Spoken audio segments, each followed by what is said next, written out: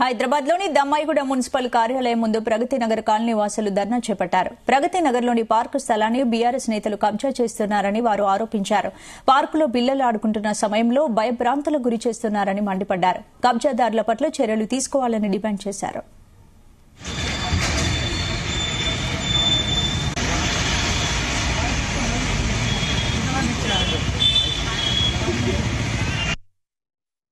ప్రభుత్వంలో హయాంలో 2015లో దమ్మాయిగూడలోని ప్రగతి నగర్లో 1800 గదాలని డాక్యుమెంట్ చేయడం జరిగింది.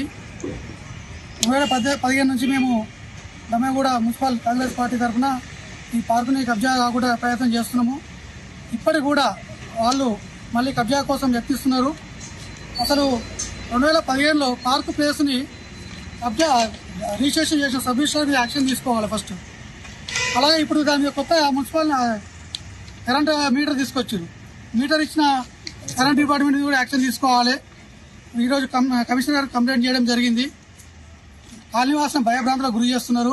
రాత్రి వస్తున్నారు, 10 మంది మనుషులను వేసుకుని వచ్చేసి దాడులు కూడా భౌతిక దాడులు కూడా చేస్తున్నారు. ఆల్రెడీ కాలనీ ప్రజల మీద ఒకసారి భౌతిక దాడి చేయడం జరిగింది. కాబట్టి ఇలాంటి వారిని ఎట్టి పరిస్థితుల్లో ఉపేక్షించేది లేదు.